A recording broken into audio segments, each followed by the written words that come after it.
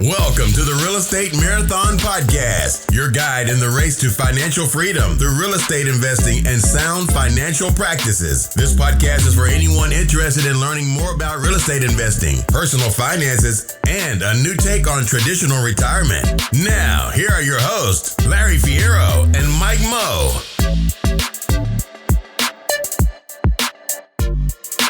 What's going on, everybody? Welcome to the Real Estate Marathon Podcast, your guide on the race to financial freedom through real estate investing and sound financial practices.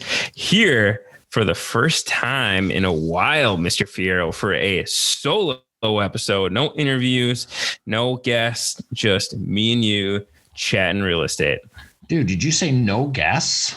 No guests. Uh-oh, that means I'm going to have to get more entertaining than I usually am. I think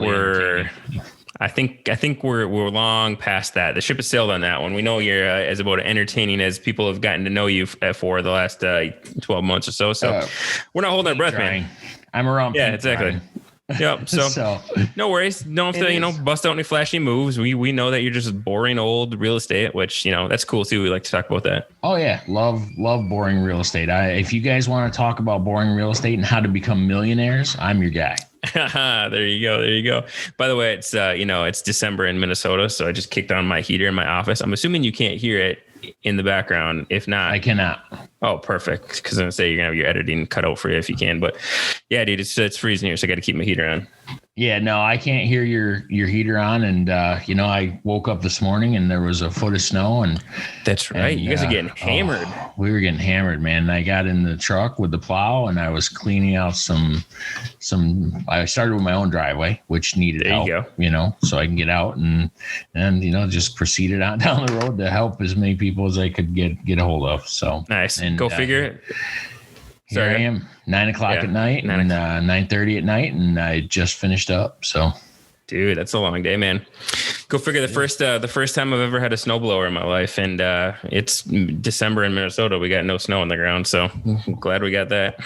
Oh, well, I thought it was funny because this is the first snow we've had in New York, which is weird. And the quickest way to guarantee no snow is to add in a snowplow aspect to a business. Yeah, there you go. Exactly. Right. So, all right, man, enough about the weather. We it's winter. We got snow. Yeah. Who cares? Let's talk about some real estate, man. I'm pumped. We're here for a beginners back to basics 101 on real estate. And man, I'm pumped to getting back to some of the basics and start chatting some fundamentals, man. Yeah, some fundamentals, bro. It's going to be awesome. So you want me to jump into this warm up or? Yeah. So before we do, we're going to talk a little bit just kind of about the goals of the episode today. Okay. So, I love it. First and foremost, this is going to be kind of a back to basics. We're going to talk. The goal, at least, is if this is the only episode that you've ever listened to of ours, or the first real estate episode that you've ever listened to of a podcast, and you're just dipping your toe in real estate investing. By the end of this, we want you to have a pretty good understanding of how to start your journey in real estate. So that's a bold statement for a show that might only be 30 minutes long, but we're going to try to fulfill on that. So, and the reason I touched on this in the Monday Morning Motivation, the reason that I thought of going back to basics on the crew here, on the people here, is because what would I call him? My sister-in-law's fiance was visiting Minnesota a couple weeks ago, and he talked about how he's listening to the show and he liked real estate, and he's talking about this deal that he was thinking about jumping into, and it was a terrible deal. It was the worst deal I've ever heard in my life. Maybe not that bad, but it was pretty bad.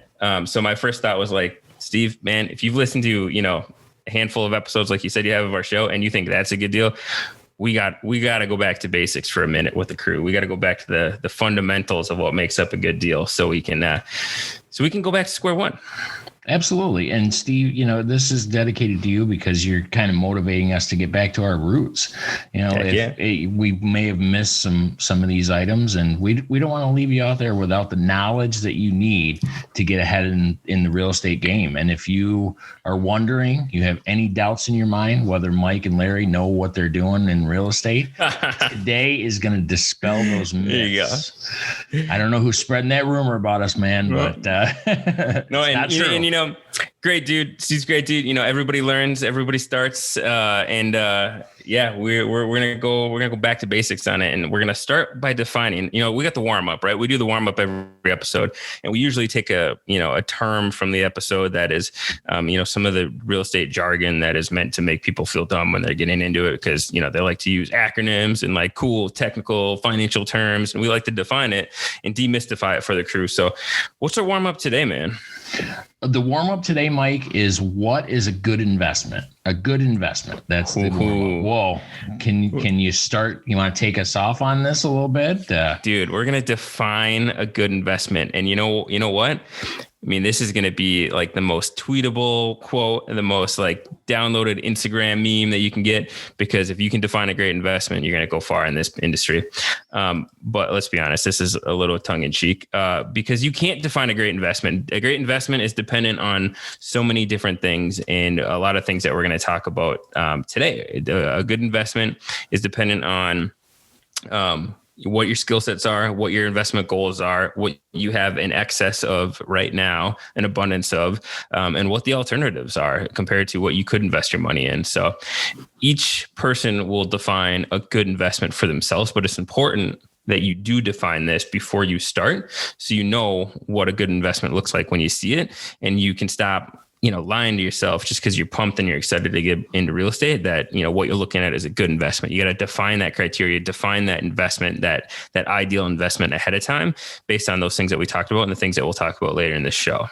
Well, I'm going to go out on a limb here and I'll define it a little bit, because in my opinion, I know I'm stepping up. A good investment is something that will improve your financial situation in whatever goal area you have, be it cash flow, be it, appreciation, tax shelter, however, whatever you do, a good investment is one that's going to increase your, if you will, wealth or financial position.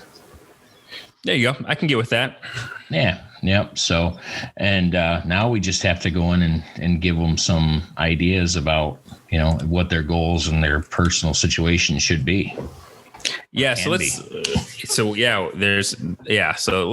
about it a little bit. So for this episode, we're going to cover 4 sections or four big areas that you should kind of touch on when you're starting to get into real estate, right? So the first one is kind of what we just talked about. What are your investment goals in your personal situation? Second chunk of that is benchmarking your investment. Like, what's the opportunity cost of where you could put your money, time, and energy, and all that good stuff. The third thing is ways your investment can profit, and then the fourth thing is it's more than just a deal. So talking about a little bit more than just the property that you're analyzing. So, and we're going to do this all hopefully in one episode. We're going to try to keep it short-winded because there's a ton of stuff to get in here. But first of all, Mr. Larry Fierro, that's the word one. Mr. Fierro, let's talk about the investment goals and personal situation. That's correct. So now there's a lot of different investment goals out there that you can be going for. I kind of touched on it a little bit in the definition, but are you looking for your maximum cash flow? Do you want the investment to bring you money in every month, the most amount of money that you can get per month? Do you want the investment to be hands off? Do you just want to set it and forget it, Mike? That's a big consideration, because not everybody is cut out to be a property manager. You want to decide that right up front. And if you don't want to be involved in the day-to-day, you can do hands-off investments, or you can be involved day-to-day, which is a good way to learn how to do property management.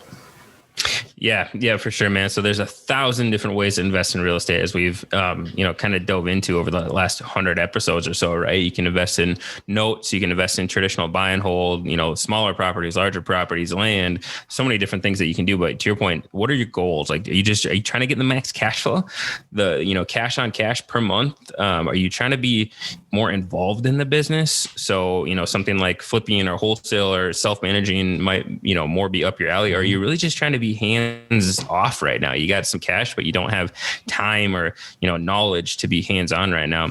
Or are you just looking for somewhere to park your money and reduce your tax basis? Look, there's a ton of people who are high income earners, high W-2 earners that just want to buy real estate and reduce their tax basis, which is totally cool as well. Real estate is a fantastic vehicle to do that. Or are you one of those people, you just want to buy, a property a year, property or two a year, and just hold them forever and create that generational wealth through that aspect. So the reason that we're talking about this is because your goals will define your investment strategy. It will help you figure out which niche of real estate is going to be best for you. And on top of your goals, we also want to look at like your current situation and your skill set. So what is your current situation? Do you have no money, but you've got a ton of time on your hands, or you've got a ton of knowledge? Or do you have a ton of money and you've got no time? You're working an 80-hour-a-week job, but you've got money that you want to dump into real estate, or you're just super knowledgeable and super experienced on it. And then what's your skill sets, right? Are you analytical? Are you a people person? Like all of these questions and all of these kind of like different ingredients will go into making your real estate chocolate cake, if you will. Yeah. Or not chocolate. We'll just say cake, because the ingredients that you throw in there will define your real estate cake. Absolutely. I love cake, and I don't know anybody who doesn't, but I know a lot of you newbies out there are concerned because a majority of the newbies that I've ever talked to and have met have an excess of time. And, it's the knowledge they're trying to increase, and it's the money that they're trying to bring to deals. And don't undervalue time, because a lot of these big money people don't have a lot of time. I mean, if you can find a mentor who needs your time to go out and find these deals and bring them to them, that's an invaluable service that you can offer to some of these people. Yeah, for sure. Yep. Don't underestimate the hustle, right? I mean, to your point, there's people out there that have got a ton of money, but not a lot of time, and want something to, somewhere to place their money and somebody to help them with the time aspect of it. Right. So yeah, you always get an excess of something. If we're going back to, the honeybee with Jake and Gino way back, I can't remember when we recorded that, like February, January, wasn't it last year? Yeah, January of last 2019 or 2020. 2020. Talking about leveraging the excess of something, and whether it's time, knowledge, or money, or skills, something else, you've got an excess of something. Look at your excess and exploit it and use it to get you closer to your goals, right? So that's kind of section one. So we talked about kind of the investment, your strategy, of goals of kind of what you want to dive into, and then your current situation, what you have access of, and then your current skill sets. Like we talked about, really, we touched on it really briefly. There are skill sets that are really sought after in real estate, right? But there's lots of different parts of real estate that your skill sets can complement. So like I said, from the analytical side, from an underwriting perspective, or from a people person, going to raise capital, or just going to find deals, talking to owners, knocking on doors. If you befriend somebody in 30 seconds, maybe that's a really good part of real estate to jump in for you, based on your skill set. So absolutely. And like we said, just figure out what you have in excess of, and then gear your investment strategy towards, taking advantage of what you have the excess of. Yeah, for sure. Yeah. So I think section 2, we got benchmarking your investment. What does the opportunity cost mean, Mike? Yeah, man, I never really looked at this when I started, but the opportunity cost is, I guess clearly straight up define an opportunity cost is, what the alternative could be. If you're placing your money in investment A, the alternative cost is, what investment opportunity B could have gotten you if you had gone with that. And the reason we talk about that is because a lot of people want to get into real estate because they think it's a ton of money and they think it's a quick money maker. And we know that's not the case. We love real estate, but it's not a get rich scheme. It's a get rich slowly scheme. And, there's blueprints out there to pretty, I'm not going to say without are guaranteed, but there's blueprints out there that if you follow, you will have success in real estate, right? But you always want to level that up against what you could be doing, like with little or no effort. So I always use the benchmark as something like, like an index for S&P 500 or REIT, because that is like the most hands-off, the most passive investment that you can get. And if I'm going to go active on a deal, or if I'm going to go search for a deal and put a lot of time and effort and hands-on love into this deal, I'm going to want the returns to be a lot more than what I could get, saying if I just shoved a bunch of money in the S&P, index fund. So it's understanding like, what are your alternatives, like no effort ways of, creating income for yourself or creating investments for yourself, and compare that to, what are you choosing to do? And if there's a ton of effort in what you're choosing to do, you got to make sure there's, a good enough spread between that benchmark. Absolutely. And, you every day you make a decision because everybody has finite resources. So every day you're making a decision on the opportunity cost of something. If you put money towards one thing, you have no money for another thing, or, vice versa. And that's actually what you've got to do in your investing career. You have to find the investment vehicle for you that brings you the most benefit, basically. Yeah. And, and like you were saying, the returns should match the level of effort required to work. To get this deal to work, you have to be receiving benefits and payment in proportion to what you're doing for the deal. Yeah, for sure. And, you may look at, maybe you just hate stocks altogether, and you may think S&P is a bad benchmark. Well, benchmark it against like a passive investment. So if you go and invest in somebody's syndication where literally all you do is cut a check and then, collect quarterly distributions, you still receive the tax benefits. You still receive, a lot of the benefits of real estate, but you're not doing anything. You're not funding the deal. You're not active in the deal.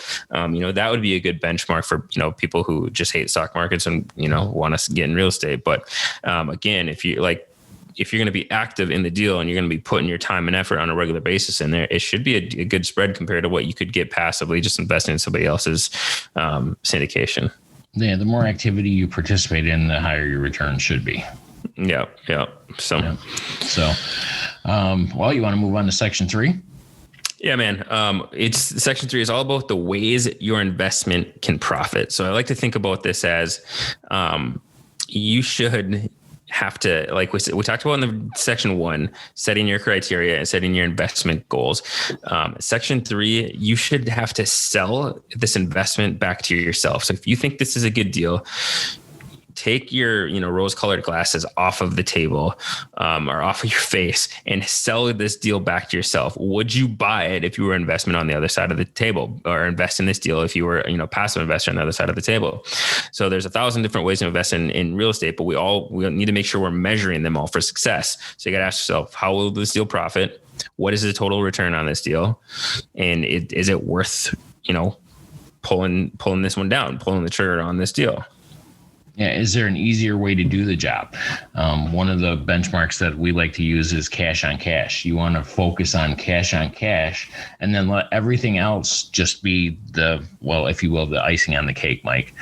Are you going to be able to get $100 or $200 per unit per month on whatever deal you're in? That's a pretty good benchmark. And depending on how much money you put in, the higher the cash on cash return, the better the investment deal is. Yeah. And I think that's an easy way to do it, right? So if you just, if that's your goal, if cash on cash is, or cash flow is one of your goals, and cash on cash is like one of your indicators, of a deal being good, and you've kind of defined that criteria ahead of time, I think that's the easiest way, like cash on cash. And then if we're talking about, appreciation and debt pay down and the other tax benefits, you can keep that as icing on the cake, as if your cash on cash makes sense. That's why you hear a lot of people saying, that $100 or $200 per unit per month, like you said, it doesn't seem like a ton of money, but that's that pure cash flow after everything else is paid. And it's not considering like your debt pay down that is also being taken care of by, the tenants paying the mortgage. It's not taking into consideration the appreciation that you're going to get over time. And it's not considering like your tax benefits for owning that deal, but it is a really easy, straightforward way of calculating, what you're going to get back for this deal. But not all deals cash flow, right? And if that's not your goal, if your goal is, you're investing in a coastal market or a very, very low cap rate market or something that doesn't have a ton of cash flow, but you have other strategies that makes sense for, you got to figure out some way to measure it. You have to tell yourself or sell it to yourself how you will profit on this deal, looking at the deal from end to end, from start to finish. We talked a lot about, you got to start with the end in mind. You got to know your exit strategy before you buy the deal, and you got to understand that from start to finish. Absolutely. And part of the way that you analyze the deal, as you underwrite the deal, is you have to look at several different factors, Mike. And one of the big ones is, looking at the basics, what the total income for the property is. Are you looking at a property that negatively cash flows? Or are you looking for a property that has a positive cash flow, but it's not really setting the world on fire? Or do you have a property that is making a ridiculous return on the money and the total income for the property is very good? Those are some different options that you look at. And another thing that you look at when you're underwriting a deal is what the vacancy rate is. Are you at 100% occupancy? Are you at 93% occupancy? A lot of times you'll find deals where you're at 60, 65% occupancy or lower. And if you can make a deal like that work, they call it a value add opportunity, and you can go in and increase the occupancy and turn a deal that's negative into a massive positive, depending on the market and things like that. Yeah, that's awesome. So let's break it down a little bit more, man. So you and I are, pretty, plain vanilla buy and hold investors who like cash flow, right? So we underwrite deals with that kind of that lens and that frame of mind, right? So this, basics of, analysis or underwriting is going to have that bias, right? So, but yeah, to your point, underwriting a deal, if you're looking for cash flow at the highest, the highest level of underwriting that deal is you got to your point, look for the total income. Now, I think we did a full episode on this 6 or 7 months ago around all the different ways that you can generate income from a property, because it's not just rental income, right? It's rental income, it's pet deposits, it's pet fees, it's parking income, storage income, laundry income, RUBS income, which RUBS is just a bill back for utilities. There's tons of different ways that you can generate income from your property, and it's taking all of that. So what's it currently sitting at, and then what do you think that you could improve it to, knowing that you're in market? So maybe they're not charging RUBS and you think you can. Maybe they're not charging the right rent based on what you know about the market and you think you can. So taking a look at that, right, and bumping that up against the vacancy, because you can't guarantee that it's going to be 100% occupied. Actually, you shouldn't, because that's a bad bet to make. Very bad bet. Yeah, because we're talking about physical, as we were talking about before the call, economic vacancy is huge. It's not just about, the time that people are in the units. It's about the people who are paying on those units. So what I mean by that is if you got, a 10 unit building and you got 9 people physically in there, obviously your occupancy is 90%. But if you only have 8 of those 10 paying rent every month, your economic occupancy, like how many people are actually paying rent, is 80%. You got to factor that in, because, 2020 is an odd year, but you're always going to have bad debt. You're always going to have people not paying, and that's got to be factored in. So understand your market and understand what that normal is, both from a physical occupancy and an economic occupancy, so you can factor that into your numbers. Yeah, the economic occupancy, as I'm finding out during the pandemic, can really hurt a little bit, and you just got to roll with the flow and hope for the best sometimes, but take active steps to do what you can to negate that.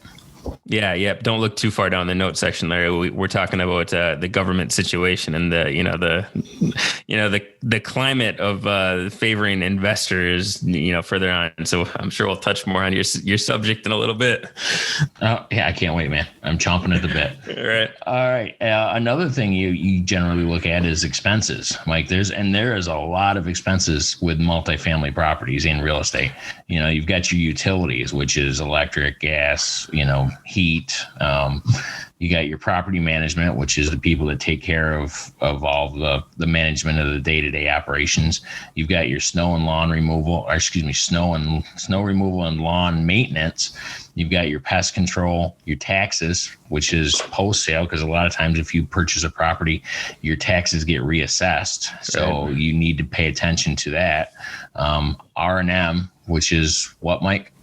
Repairs and maintenance. Excellent. Repair and maintenance. I was catching you sleeping or trying to, but you've got, you got to do your regular maintenance. If you don't do upkeep and maintenance on your properties, then then, it's going to fall into disrepair and you'll be considered a mom and pop, and then we'll be looking to buy your property eventually. Yeah, exactly. You got your insurance expenses, your legal fees, your capital expenditures, you got big things coming up, and your turn costs. I mean, it's expensive when somebody moves out of a property to go in and into an apartment and just get it ready for the next tenant, painting and cleaning and whatever, so you got to take those turn costs into account. Yeah. And the expense is what I think bites a lot of newbies in the butt, right? I think a lot of people analyze a property like this. They see their rent at $1,000. They see their mortgage at $600. They say, oh, cool, I got $400 profit. You are likely negative cash flow on that property if you take into account all the expenses. We'll get into rules of thumb later. I was shocked to hear this rule of thumb when I started of the 50% rule, where 50% is typically 50% of your rental income is typically taken up by expenses, not including your mortgage. So if you got $1,000 a month per rent, typically it's $500 a month, just expenses, not including your mortgage, that is taken up in expenses. And that's a rule of thumb. It's a generalization. Every property, every location is different. So don't use that as your underwriting guidelines. You want to know your market a little bit better to finalize your expense number. But expenses are a big deal, and expenses are a lot of times way underestimated from newbie investors. Like I said, they don't consider everything.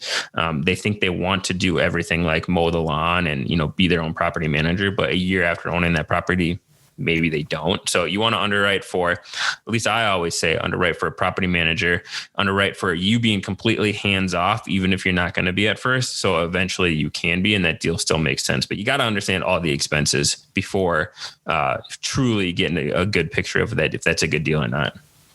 Yep. And like you said, like we touched on it several times this one, the cash on cash return is another thing that you can underwrite for, and holding a property forever should be, in my personal opinion, should be a goal that everyone has, because that's how you create the generational wealth when you factor in the compounding benefits of one apartment on top of another apartment, and you just keep stacking them. That's our, as you've seen, that's our logo on the Real Estate Marathon, is that hand stacking those gold coins up. You just got to keep stacking on stacking on stacking. Yeah, no, I'll probably disagree with you a little bit on that. I think, holding forever, depending on the property, makes sense. Like, for example, that, I think I talked about the duplex I bought a while back. That was in 1904. I'm glad I got out of that when I did, because there was so much CapEx that's needed on that. And if you're holding something that, is an early 70s or late 60s build, and, you've got galvanized plumbing and, flat roofs and, foundation, those buildings are getting old. So I'm not going to convince you to hold those ones forever, understanding what's going to be needed for it. But that comes with understanding your deal and making sure that you're underwriting for those accordingly. So if you got major repairs coming up, you got to include that in your numbers, and include all of those expenses in your numbers. So you truly can get a good picture of what that cash on cash is going to be. All of your income minus your vacancy, minus all those expenses, minus those CapEx expenses that you're going to have to, account for later down the road. So those are typically below the line charges or line items, but you still want to account for them at a high level. That's also another reason why everybody should be listening to the Real Estate Marathon podcast, because we actually provide both sides of the coin, because you and I have different strengths, different opinions on a lot of stuff, and neither one of them are wrong. It's just one of those things that just depends on how you want to go about it. And we give everybody the options and both sides of the coin. So that's what we do. It goes down to your goals, right? Like we talked at the beginning of the episode, like your investment strategy, the deals you invest in should be driven by your goals and where you want to get to. Absolutely. Well, and then, we got the last section coming up here. It's not just the deal. It's more factors involved than just the actual deal. Yeah, for sure, man. So we just talked a lot about the deal specifically and the goal specifically that you're trying to account for within your investment, and, underwriting that deal specifically. But there's a lot more that goes into it. So, for example, if you have a deal that's got just killer cash on cash and underwrites, you got all your expenses in there, like we talked about, and it, pencils out perfectly, but it's in a war zone and it's in, a terrible, terrible neighborhood. you want to make sure that also aligned with your goals. You don't want to be one of those people where you're going to have to go to eviction court every month, or you're dealing with calls every day from your property. Maybe you're not managing it yourself. You got a property manager. That still is more time intensive and costly from an expense standpoint to own properties in those really, really terrible areas. And maybe that's part of your strategy. Maybe that's part of your skill set. Cool. But know that going in, that the area, the market, sub-market, all of this has to be accounted for and make sure it meets your goals. And also, if you're expecting appreciation to take place, like everybody, assumes that real estate appreciates. I think that's a generalization. Real estate is very much a market by sub-market perspective, and it doesn't always appreciate. If you're banking on appreciation, you got to make sure that you know your market and your sub-market, understand population and job growth and how that impacts your real estate for appreciation. If you are looking for just appreciation, there's a danger that if it does depreciate, that you're going to be caught in an upwards or upside down situation where you actually owe more on a mortgage than the property's worth. And that's happened to more than one person. Look at, was it 2008 with the real estate bubble that popped? So, you couldn't predict that, but you got to factor in, just make sure you're not just going for appreciation, in my opinion. Yeah, this is why you got to go back to step 3 and sell yourself the deal. If you're selling yourself the deal, and the way that you're selling it to yourself is saying, well, I'm going to buy it at $100,000, and then in 5 years it's going to be worth $140,000 because that's what it did, and you're going to be breaking even on cash flow for that entire time. That's not a play that I would go after, because like I said, we're pretty plain Jane, cash flow investors, go for that cash flow and, modest appreciation in these markets. Mm-hmm. But if that's your investment goal, you better be dang sure that market is going to see an increase of jobs and an increase of population. And there's other factors that are going to not guarantee you, because nothing will guarantee you it, but will give you a higher likelihood, improve your chances of that thing being worth $140,000 at the end of, that 3 or 4 or 5 year period, like you say it's going to be. Same thing with real estate, same thing with cash on cash and cash flow investing, man. When I'm looking at the market that we're investing in, I'm saying that we can increase rents over the next 5 years by X amount, but I'm doing that based on the analysis of the market, based on the employers in the market, based on the job growth and the population growth in the market, and how the trends are going, and the indicators that will show that rent growth will be attainable, right? Because more people come in the market, more jobs come in the market. Obviously, the demand for housing goes up, and it gives you the ability to charge more. And obviously, if there's higher paying jobs and there's wage growth, then people can afford to pay more. So it's all kind of connected. Absolutely. And the market and submarket is one of the biggest factors to whether a deal is a good deal or a bad deal outside of the deal. Like you said, you've got current situation in California, which is not a good situation, is it, Mike?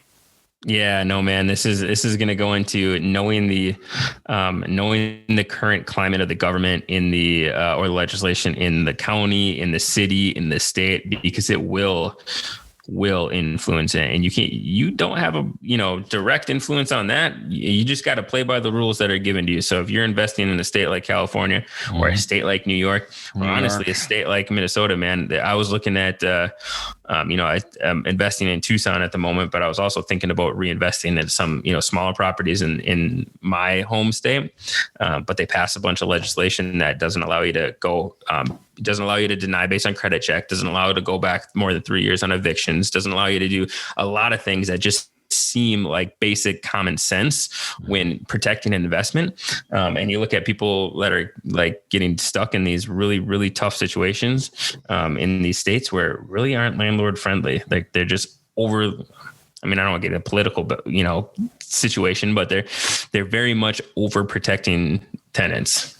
New York is a huge example. New York, they basically, and that's where my portfolio is. And I have a situation with a few tenants that haven't paid since March, and the government says I can't evict them for non-payment until after January 31st. So I've gone almost a year without income on 3 apartments, and that's income I'll never get back. And, the government hasn't offered landlords any kind of help with the situation. Yeah. So, it's pretty much fallen to the landlords to take care of business. Yeah. And I can't stand this, man. We get into this like evil eyes, the landlords are evil people, greedy, Scrooges sitting at home collecting their bucks. You read an article the other day, actually today, I think it was on our group here, talking about a lady who spent the last 30 years just, instead of investing in her 401k, instead of investing in the stock market like most people, she just built up a small, modest portfolio of 8 to 10 units in California. And that's her retirement. She was retired and was collecting income from those properties. And now, because California and the legislature, she can't kick anybody out, nobody's paid, people owe tens of thousands of dollars to her, and she's going to go under because people aren't paying her rent. And, the people have these cancel rent, movements, but you're not screwing over big corporations. You're screwing over the small landlords like, you and this lady who have put their, life and hard work and sweat and blood into building up a small portfolio. And they're not evil people. They're providing homes and collecting an income for it. Like it boggles my mind. And what the government doesn't understand is if they are not allowing us to collect rent and evict people that aren't paying, then where do you come up with the money that we're legally supposed to repair properties? Right. If there's no cash flow, that's the government's like, you legally have to do all this stuff to the property. But if you don't have an income, how exactly are you supposed to pay for that? Yeah. What happens if the furnace goes out on one of New York properties, Larry? You're going to get sued if you don't replace it because you have to, but you're not getting any income from the property. Yeah, exactly. Businesses go out of, small businesses shut down if they can't cover their expenses. Landlords are no different than any other small business. So, yeah.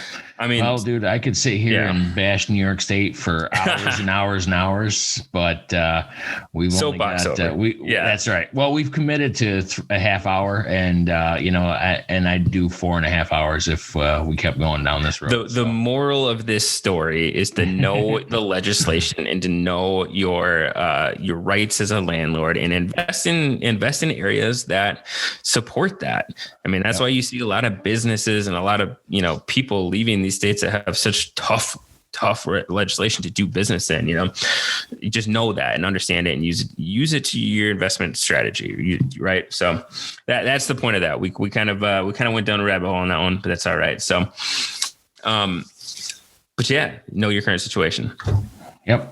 All right, man. Do we have anything more on that? It's more than just a deal. We talked about, kind of the macro side of, the population, the jobs, making sure that the submarket, the markets are good, the current government situation. Anything else on, it's more than just a deal on how it pencils out on paper? There's a lot of different factors that, like you said, we tried to cover a broad array of it, but you can get so specific in the market and submarket that you can get into actual neighborhoods and actual streets. For sure. Yeah. So just make sure you're paying attention to all the different factors, not just the deal. Yeah. Yep. Awesome. Yeah, so, cool. All right, man. Let's wrap it up and get these nice folks back to buying real estate. Yeah. So to put a bow on this episode, we covered 4 sections that if you are starting off, you've never invested in real estate, you've never listened to an investment podcast before, this is kind of where to start in our personal opinions, right? So you want to find an investment strategy that complements your skills, your excess that you have in your life right now and your current situation. So we talked about, your current situation being, if you got extra time, if you got extra money, if you got, certain skill sets that kind of, that make you a little bit more, keen in one part of real estate to kind of leverage those, right? The second one is ensure the typical returns in that niche of real estate outpaces your alternatives. What's that really easy benchmark that you can just throw money in? You don't have to do anything. You want to benchmark against that if you're going to be active and if you're going to be chasing deals yourself. Third thing is sell yourself the deal and understand how you'll get paid. How does that thing pencil out? How do you collect money at the end of the day if you're putting money into this? Is it appreciation? Is it cash flow? Does it make sense on paper? Does it pencil out from an investment standpoint? Sell it to yourself as if you were an investor on the other side of the table. And the last thing that we just touched on is it's more than just a deal. You got to understand the other factors that will inevitably impact your investment.